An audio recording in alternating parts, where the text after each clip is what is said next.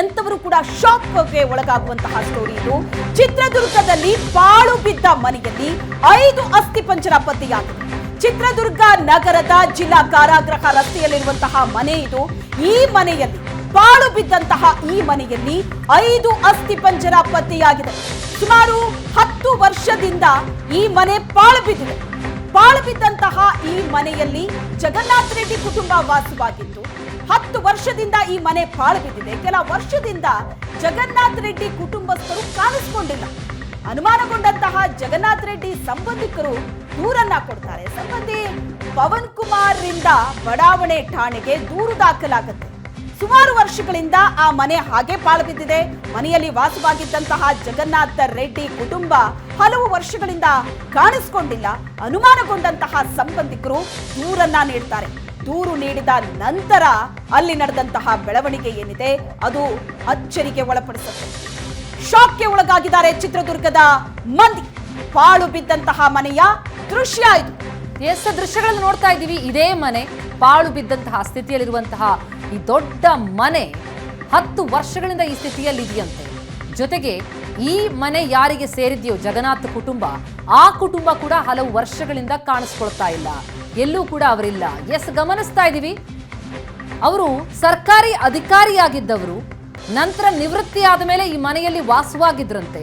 ಆದರೆ ಯಾವುದೇ ಸಂಬಂಧಿಕರ ಜೊತೆ ಕೆಲ ವರ್ಷಗಳಿಂದ ಯಾವ ಸಂಪರ್ಕನೂ ಇರಲಿಲ್ಲ. ಜೊತೆಗೆ ಈ ಮನೆಯಲ್ಲೂ ಅವರು ಕಾಣಿಸ್ಕೊಳ್ತಾ ಇರಲಿಲ್ಲ. ಅವರ ಸಂಬಂಧಿಕರು ಏನೀಗ ದೂರು ಕೊಟ್ಟಿದ್ದಾರೆ, ಅವರು ಕೂಡ ಅದು ಹೇಳ್ತಾ ಇರೋದು ಅದನ್ನೇ. ನಮ್ಮ ಮನೆಗೆ ಅವ್ರು ಬರ್ತಿರ್ಲಿಲ್ಲ, ಅವ್ರ ಮನೆಗೆ ನಾವು ಹೋಗ್ತಿರ್ಲಿಲ್ಲ, ಯಾವುದೇ ಸಂಪರ್ಕ ಇರಲಿಲ್ಲ. ಆದರೆ ಈ ಮನೆಯಲ್ಲಿ ಪಾಳು ಬಿದ್ದಿತ್ತು, ಸ್ವಲ್ಪ ಅನುಮಾನ ಮೂಡ್ತು. ಎಲ್ಲಿ ಹೋದ್ರು ಹಾಗಿದ್ರೆ ಜಗನ್ನಾಥ ರೆಡ್ಡಿ ಕುಟುಂಬಸ್ಥರು ಅನ್ನೋದು ಸ್ವಲ್ಪ ಅನುಮಾನಕ್ಕೆ ಕಾರಣ ಆಯಿತು ಆ ಕುಟುಂಬಸ್ಥರಿಗೆ, ಅವರ ಸಂಬಂಧಿಕರಿಗೆ. ಹಾಗಾಗಿ ಒಂದು ಕಂಪ್ಲೇಂಟ್ ಕೊಡ್ತಾರೆ. ಕಂಪ್ಲೇಂಟ್ ಕೊಟ್ಟ ಮೇಲೆ ಅಲ್ಲಿ ಹೋಗಿ ನೋಡಿದ್ರೆ ಪತ್ತೆಯಾದದ್ದೇನು? ಅಸ್ಥಿಪಂಜರ. ಈ ಕುಟುಂಬದಲ್ಲಿದ್ದದ್ದು 5 ಜನ, ಅಲ್ಲಿ ಪತ್ತೆಯಾದದ್ದು ಅಸ್ಥಿಪಂಜರ, 5 ಅಸ್ಥಿಪಂಜರ. ಹಾಗಿದ್ರೆ ಆ ಪತ್ತೆಯಾಗಿರುವ ಅಸ್ಥಿಪಂಜರ ಇವರದ್ದೇ ಇರಬಹುದಾ ಅಂತಹದೊಂದು ಅನುಮಾನವನ್ನ ಜಗನ್ನಾಥ ರೆಡ್ಡಿ ಕುಟುಂಬದ ಸಂಬಂಧಿಕರಾದಂತಹ ಪವನ್ ಕುಮಾರ್ ಅನುಮಾನ ವ್ಯಕ್ತಪಡಿಸ್ತಾ ಇದ್ದಾರೆ. ತನಿಖೆಯಾಗಬೇಕಿದೆ. ಒಂದೇ ಮನೆಯಲ್ಲಿ 5 ಜನರ ಅಸ್ಥಿಪಂಜರ ಪತ್ತೆಯಾಗಿರ್ತಕ್ಕಂಥದ್ದು ಸಾರ್ವಜನಿಕರಲ್ಲಿ ಆತಂಕ ಮೂಡಿರ್ತಕ್ಕಂಥದ್ದು. ನಾವೀಗ ಮನೆ ಮುಂಭಾಗಿದ್ದೀವಿ. ದೃಶ್ಯಗಳಲ್ಲಿ ನೋಡ್ಬೋದೀಗ ಚಿತ್ರದುರ್ಗದ ಜೈಲ್ ರಸ್ತೆಯಲ್ಲಿರ್ತಕ್ಕಂಥ ಜಗನ್ನಾಥ ರೆಡ್ಡಿಗೆ ಮನೆಗೆ ಅವ್ರಿಗೆ ಸೇರ್ತಕ್ಕಂಥ ಮನೆ ಮುಂಭಾಗದಲ್ಲಿದ್ದೀವಿ.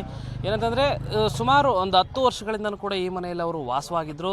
ತಮ್ಮ ಮಕ್ಕಳೊಂದಿಗೆ ಪತ್ನಿ ಪ್ರೇಮಕ್ಕ, ಪುತ್ರಿ ತ್ರಿವೇಣಿ ಮತ್ತು ಕೃಷ್ಣಾರೆಡ್ಡಿ ಮತ್ತು ಇನ್ನೊಬ್ಬರು ಮಗನಾದಂಥ ಮತ್ತು ರೆಡ್ಡಿ ಅನ್ನೋ ಒಂದು 5 ಮಂದಿ ಮನೆಯಲ್ಲಿ ವಾಸವಾಗಿದ್ದರು. ಆದರೆ 5 ಮಂದಿನೂ ಕೂಡ ಸುಮಾರು 3-4 ವರ್ಷಗಳಿಂದ ಯಾರ ಜೊತೆಗೂ ಸಂಬಂಧಿಕರ ಜೊತೆ ಸಂಪರ್ಕದಲ್ಲಿರಲಿಲ್ಲ. ಹಾಗಾಗಿ ಏನಾಯಿತು, ಈ ಒಂದು 5 ಜನರು ಕೂಡ ಈಗಾಗಲೇ ಸಾವನ್ನಪ್ಪಿ ಒಂದು ರೀತಿ ಅಸ್ಥಿಪಂಜರಗಳು ಸಿಕ್ಕಿರ್ತಕ್ಕಂಥದ್ದು ನಿಜಕ್ಕೂ ಕೂಡ ಸ್ಥಳೀಯರಲ್ಲಿ ಸಾಕಷ್ಟು ಆತಂಕನ ಮೂಡಿರ್ತಕ್ಕಂಥದ್ದು. ಜೊತೆಗೆ ಈ ಸಾವಿಗೆ ಕಾರಣ ಏನು ಅಂತಕ್ಕಂಥದ್ದು ಕೂಡ ಸಾಕಷ್ಟು ಪ್ರಶ್ನೆ ಆಗಿದೆ. ರಾತ್ರಿ ಈಗಾಗಲೇ ತಡರಾತ್ರಿನವರೆಗೂ ಕೂಡ ಎಲ್ಲರಿಗೂ ಪೊಲೀಸ್ನವ್ರು ಕೊಂಡು ಪರಿಶೀಲನೆ ಕೂಡ ಮಾಡಿರ್ತಕ್ಕಂಥದ್ದು. ಜೊತೆಗೆ ಏನಂತಂದರೆ ಈಗಾಗಲೇ ಕೂಡ ಎಲ್ಲ ರೀತಿಯ ಪೊಲೀಸರು ಕೂಡ ಈಗಾಗಲೇ ಬಂದೋಬಸ್ತಿಂದ ಬಂದಿರತಕ್ಕಂಥದ್ದು. ರಾತ್ರಿನೂ ಕೂಡ ಈಗಾಗಲೇ SP ಧರ್ಮೇಂದ್ರ ಕುಮಾರ್ ಅವರು ಬಂದು ಭೇಟಿಯನ್ನು ಮಾಡಿ ಪರಿಶೀಲನೆ ಮಾಡಿ ಹೋಗಿದ್ದಾರೆ. ಏನಂತಂದರೆ ಈ ಸಾವಿಗೆ ಕಾರಣ ಏನು ಅಂತಕ್ಕಂಥದ್ದು ದೊಡ್ಡ ಪ್ರಶ್ನೆ ಆಗಿರ್ತಕ್ಕಂಥದ್ದು. ಅವರು ಮೂಲತಃ ಜಗನ್ನಾಥ ರೆಡ್ಡಿ ಅವರು ಚಿತ್ರದುರ್ಗ ತಾಲೂಕಿನ ದೊಡ್ಡಸಿದ್ದನಹಳ್ಳಿ ಗ್ರಾಮದವರು. ಏನಂತಂದರೆ ತುಮಕೂರಿನಲ್ಲಿ ಆಗಿ PWD ಇಲಾಖೆಯಲ್ಲಿ ಕೆಲಸ ಮಾಡ್ತಿದ್ರು, ನಿವೃತ್ತಿ ಇಂಜಿನಿಯರ್ ಕೂಡ ಆಗಿದ್ರು. ನಾವು ನೋಡೋಣ ಈ ಒಂದು ಸಾವಿನ ವಿಚಾರವಾಗಿ ಸಾಕಷ್ಟು ಅನುಮಾನ ಇದೆ. ಸ್ಥಳೀಯರಿದ್ರೆ ಅವ್ರನ್ನೇ ಮಾತಾಡ್ತಾ ಹೋಗ್ತೀನಿ. ಸರ್, ಈಗ ಯಾವಾಗ ನೋಡಿದ್ರಿ, ಈಗ ಏನು ಸರ್?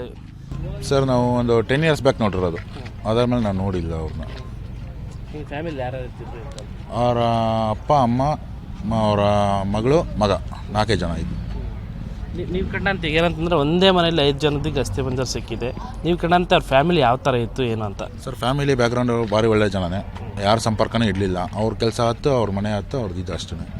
ಬಟ್ ಯಾರಿಗೂ ತೊಂದರೆನೂ ಮಾಡಿಲ್ಲ ಅವ್ರು ಇವತ್ತಿನಗೂ. ಅದೇನಾಗಿದೆ ಅಂತ ನಮಗೂ ಗೊತ್ತಾಗ್ತಾ ಇಲ್ಲ.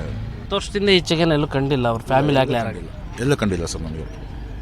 ಏನು ಹೇಳ್ತಾರೆ ಸರ್ ಈ ಒಂದು ಘಟನೆ ಬಗ್ಗೆ? ಸರ್, 2019ರಲ್ಲಿ ಇಲ್ಲಿ ಒಳಗಡೆ ಕ್ಯಾಲೆಂಡರ್ ಸಿಕ್ಕಿದೆ ಅಂತ ಹೇಳ್ತಿರೋದಕ್ಕೆ ನಮಗೆ ಅದು ಆತಂಕ ಮೂಡಿಸ್ತಿದೆ. ಅದರಲ್ಲಿ ಮತ್ತೆ 4 ಜನ ಇದ್ದರು ಅಂತ ಅವ್ರ ಮನೇಲಿ ಇದ್ದಿದ್ದು 4 ಜನ. 5 ಜನ ಅಸ್ಥಿಪಂಜರ ಅಂದರೆ ಅದನ್ನು ನಮಗೆ ಡೌಟಲ್ಲಿದೆ. 19ರಲ್ಲಿ ನಾವಂತೂ ನೋಡಿಲ್ಲ. 2013ರಿಂದ ನಾವೆಲ್ಲ ನೋಡಿಲ್ಲ. ನಾವು 10-12-13 ನಾನು ಇಲ್ಲಿ ನೀರು ಬಿಡೋಕೆ ಬಂದಿದ್ದೆ ಸರ್. ಬಟ್ ಅವ್ರ ಹೆಸರು ಬಾಬಣ್ಣ ಅಂತ. ಅವರೊಬ್ಬರೇ ಓಡಾಡ್ತಿದ್ರು. ಅವರೊಬ್ಬರೇ ಅಲ್ಲಿ ತರಕಾರಿ ತರೋದು ಮತ್ತು ತಿಂಡಿ ತಿನ್ನೋಕ್ಕೆ ಬರೋದು ಅವ್ರು ನೋಡ್ತಿದ್ದೆ. ಮತ್ತು ಅವ್ರ ಅಪ್ಪ ಅಮ್ಮ ಇಲ್ಲಿ ಇವ್ರ ಅಕ್ಕಪಕ್ಕ ಹೇಳಿದ್ರೆ ಅವರೆಲ್ಲ ಫುಲ್ ದಪ್ಪ ಇದ್ದರು. ಅವ್ರ ಕೈಲಿ ಓಡಾಡೋಕ್ಕಾಗ್ತಿದ್ದಿಲ್ಲ ಅಂತ ಅನ್ನೋ ಉದ್ದೇಶ. ಹೇಳ್ತಿದ್ರು ಸರ್. ನಾವೇ ಅವ್ರು ನೋಡಿಲ್ಲ, ಬಟ್ ಅವ್ರನ್ನ ಬಾಬಣ್ಣ ಅಂತ ಅವ್ರು ನೋಡ್ತಿದ್ವಿ ನಾವು. ಇಲ್ಲಿ ಅವ್ರ ಅಕ್ಕಪಕ್ಕದವ್ರು ನಾನು ವಾಲ್ತಿರುವಾಗ ಬರ್ಬೇಕಾರೆ ಸ್ಮೆಲ್ ಬರ್ತದೆ, ಅದು ಬರ್ತದೆ ಅಂದರು. ಯಾರು ಕನ್ಫರ್ಮ್ ಯಾರು ಇದು ಮಾಡಿಲ್ಲ, ಏನೋ ಸ್ಮೆಲ್ ಬರ್ತತೆ ಅಷ್ಟು ಬಿಟ್ಟರೆ ಏನಿಲ್ಲ. ನನಗೆ ಅಷ್ಟೇ ಈ ಅಕ್ಕಪಕ್ಕ ನಾನು ಇಲ್ಲಿ ವಾಲ್ತಿರೋಕ್ಕಿದೆ, ಅಕ್ಕಪಕ್ಕ ಕೇಳ್ತಿದ್ರೆ ಏನು ಸ್ಮೆಲ್ಲ ಬಿಡ ಅತ್ಲಾಗಂತ ಎಲ್ಲರೂ ತಿಳ್ಕೊಂಡ್ರೆ ಅದೇನು ಗೊತ್ತಾ, ಯಾರು ಅವರು ಇಲ್ಲ, ಎಲ್ಲ ಊರು ಬಿಟ್ಟು ಹೋಗಿದ್ದಾರೆ ಅನ್ನೋ ಅಭಿಪ್ರಾಯ ಎಲ್ಲರದು. ನಮ್ಮದು ಅವ್ರದ್ದೇ, ಎಲ್ಲರದು ಅವ್ರದ್ದೇ, ಆ ಥರ ಐತೆ ಸರ್. ಬಟ್ ನಾವು ನೋಡಿಲ್ಲ. ಬಟ್ ನಾವು ಎಲ್ಲ ಹೇಳಿದಾಗ 1 ತಿಂಗಳು 2 ತಿಂಗಳು ಇಂಚೆ ಇಲ್ಲಿ ಡೋರ್ ಓಪನ್ ಇತ್ತು. ಬಟ್ ಇಲ್ಲಿ ಪೇಪರ್ ಆರ್ಸರು ಗಜಾರ್ ಸರ್ ಯಾರೇ ಏನೋ ಮಾಡಿರೋ ಸರ್, ನಾವು ನೋಡೋದಿಲ್ಲ ಬೇಡ, ಏನೋ ಇದಾಗೈತೆ ಅಂತ ಸುಮ್ಮನೆ ಇದ್ವಿ. ಬಟ್ ನಾವು 19ರಲ್ಲಿ ನಾವು ನೋಡೋಕ್ಕೆ ಚಾನ್ಸೇ ಇಲ್ಲ ಅವ್ರನ್ನ. ಯಾಕಂದರೆ ಆ ಟೈಮಲ್ಲಿ ಲಾಕ್ಡೌನ್ ಇರೋದ್ರಿಂದ ಜನಸಂಪರ್ಕ ಇರಲಿಲ್ಲ, ಇಲ್ಲಿ ಯಾರೂ ಅಡ್ಡಾಡ್ತಿರ್ಲಿಲ್ಲ. ನಾವು ಯಾವಾಗಲೂ ಅಲ್ಲಿ ಟೀ ಕುಡಿಯೋಕ್ಕಂತ ಹೋಗ್ತಿದ್ವಿ. ಹಂಗಾಗಿ ಇಲ್ಲಿ 10 ಸತಿ ಅಡ್ಡಾಡಿರೋ ನಾವು, ಇವರೆಲ್ಲ ಅಡ್ಡಾಡಿರೋ ಸಮೇತ ನಮ್ಗೆ ಯಾವತ್ತೂ ಅವ್ರ ಕಣ್ಣಿಗೆ ಬಿದ್ದಿರೋದು ನಾವು ನೋಡೇ ಇಲ್ಲ. ನಾವು ನೋಡಿರೋದು 12-13 ಫೈನಲ್ ಅವ್ರನ್ನ. ಇದಿಷ್ಟು ಸ್ಥಳೀಯರ ಮಾತಾಗಿರ್ತಕ್ಕಂಥದ್ದು. ಪೊಲೀಸ್ ತನಿಖೆ ಮೂಲಕ ಸತ್ಯ ಹೊರಬೀಳಬೇಕಿದೆ ಅಂತಕ್ಕಂಥದ್ದು ಸ್ಥಳೀಯರ ಮಾತಾಗಿದೆ. ಕ್ಯಾಮ್ರಾ ಪರ್ಸನ್ ಶ್ರೀನಿವಾಸ್ ಜೊತೆ ಕಿರಣ್ ಎಲ್ ತೊಡನಾಳ್, ಏಷ್ಯಾನೆಟ್ ಸುವರ್ಣ, ಚಿತ್ರದುರ್ಗ.